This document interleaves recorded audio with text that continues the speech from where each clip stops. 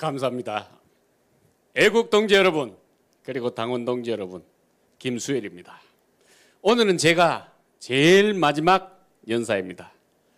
내일 모레면 추석입니다마는 우리 민족의 대축제인 추석이 그렇게 반갑지만 않습니다.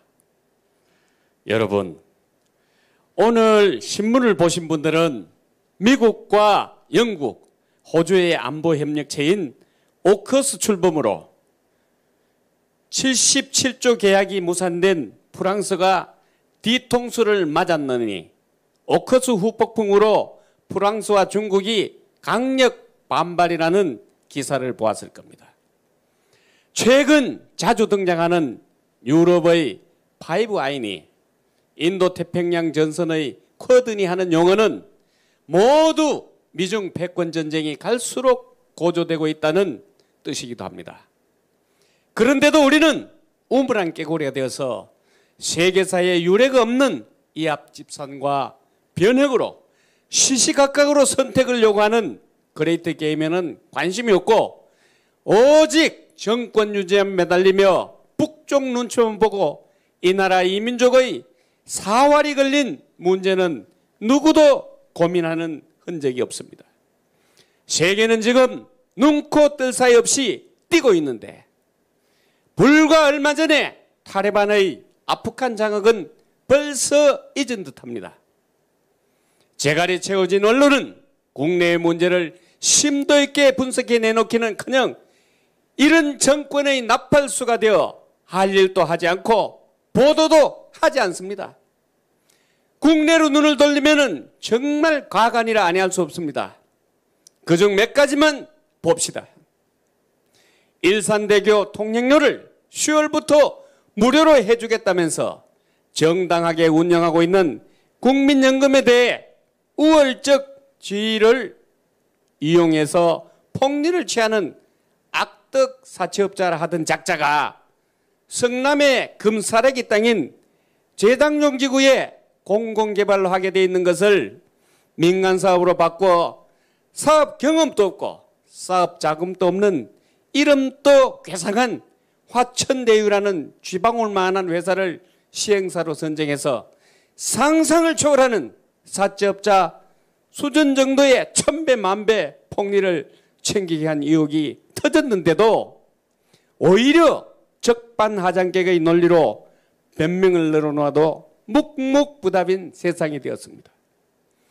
지난 7일에 마포구 맥주집 사장 A씨와 전남 여수 치킨집 사장 B씨 그리고 강원 원주 유흥업소 사장 C씨 등 코로나 상황으로 자살한 사람의 수가 무려 22명이나 됩니다.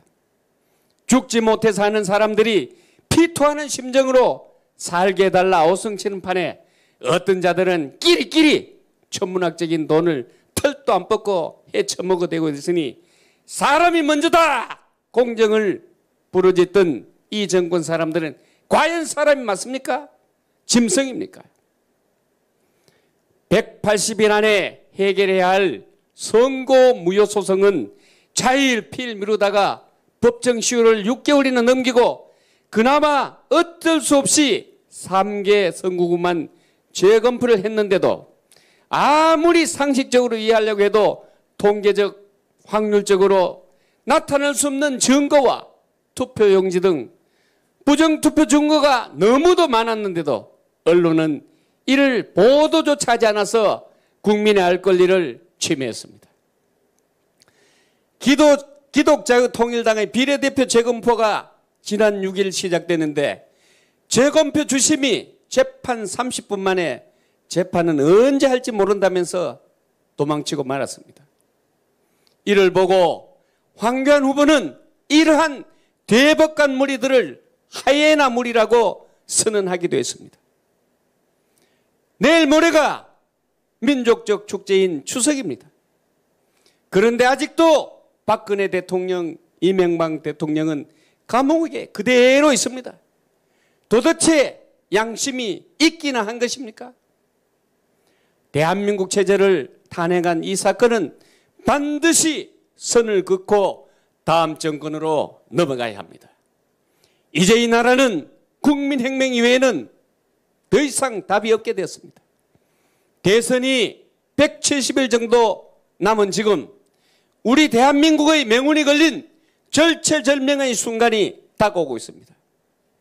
조선일보 모 기자는 칼럼에서 더위 먹은 여론조사가 널뛰고 있지만 대체로 15% 내외의 격차로 국민들은 정권 교체를 선호하고 있다고 하면서 국민의 판단거로 5가지 부동의 지표를 내세웠습니다. 첫째는 부동산으로서 이 정부 들어 93% 이상 집값이 뛰고 26번의 정부 대책이 실패하는 것을 우리는 똑똑히 보았습니다. 그 위에 임대차 보호 3법의 실패로 전월세까지 폭등하는 현실을 직시했습니다. 두 번째는 일자리로서 이 정부 들어 고용의 악화는 특히 청년 일자리로부터 질 좋은 일자리 이것은 꼬리를 감추고 알바형, 복지형, 노인 일자리로 채워졌습니다. 소주성, 최저임금제, 52시간 단축 등이 오히려 일자리 부족을 재촉하고 민노총이 좋은 자리는 다 차지했습니다. 셋째는 민주주의의 후퇴입니다.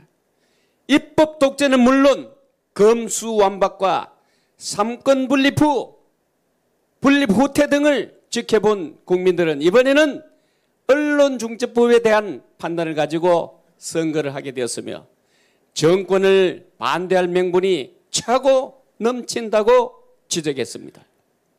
넷째는 안보 문제로 북핵 문제를 한치도 해결하지 못한 가운데 우리는 매일 뉴스에서 한동안 아프가니스탄의 민주주의와 인권이 어떻게 무너지는지를 똑똑히 보았고 안보가 무너진 대한민국 국대가 사기를 잃게 될 때 어떻게 될 것인가를 구체적으로 보여줄 것이다 라고 경고했습니다.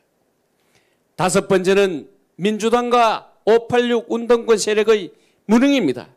한 번도 자기 손으로 돈을 벌어 적이 없는 이 자들이 무엇을 할 수 있겠습니까?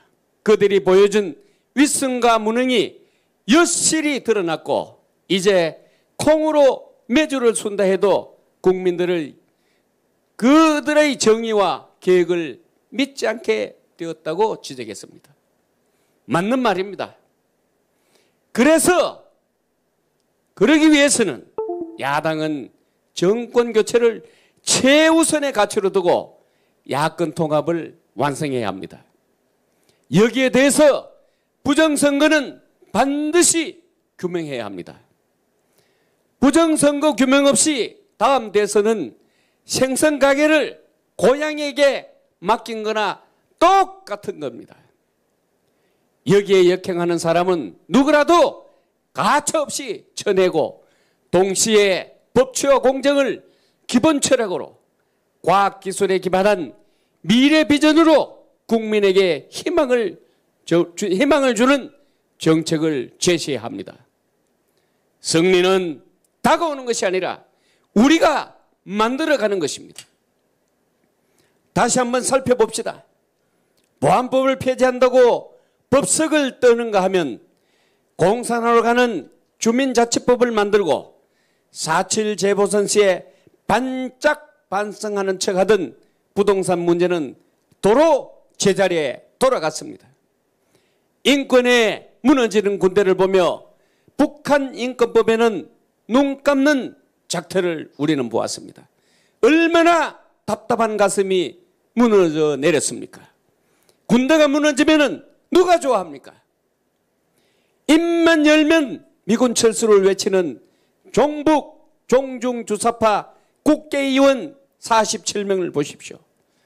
종전선언은 미군 철수 선언이고 평화협정은 항복선언임을 모르겠습니까? 미군이 철수하면 누가 좋아합니까? 세금을 자기 호주머니 속 지갑인 양 5년 내내 펑펑 뿌리고 청년 1인당 2,700만 원의 빚을 당긴 이 정권이 청년들의 미래를 앗아갔습니다. 국민의 70%, 2030 세대의 80%가량이 삶과 미래가 불안한 국민 불안 시대를 살고 있다고 통계는 말하고 있습니다. 이래가지고 청년들이여 야망을 가져라, 희망을 가져라 말할 수 있습니까? 조국 사태 이후 2030의 분노는 하늘 끝까지 치솟아 있지만은 누가 그것을 걱정하고 대변해 줍니까? 바로 국민혁명당입니다.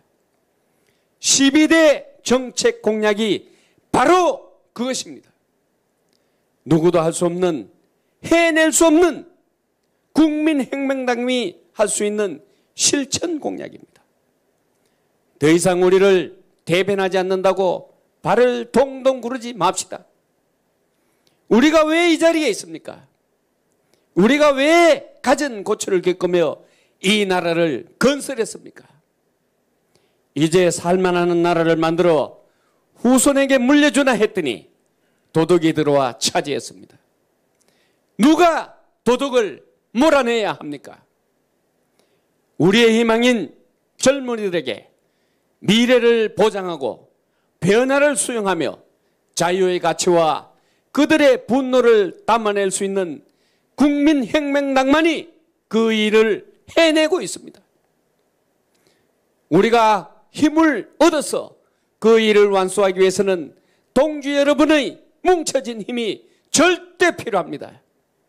1천만 당원에 즉시 가입해 주십시오. 그 길만이 국민혁명을 완성하는 길입니다. 이번 대선에선 반드시 정권 교체를 이룩해야 합니다. 반드시 야권 단일화를 이루어내야 합니다. 이번에 승리해야 이 나라가, 이 국민이 살아납니다. 그것이 이 시대가 주는 마지막 사명인 국민혁명을 우리가 완수하는 길입니다. 비록 짐이 무겁고 길이 힘들더라도 우리는 함께 해내야 합니다. 대한민국을 정상화해 냅시다. 우리는 해낼 수 있습니다. 아니, 우리가 해냅시다. 이제는 미래로 나아가야 합니다.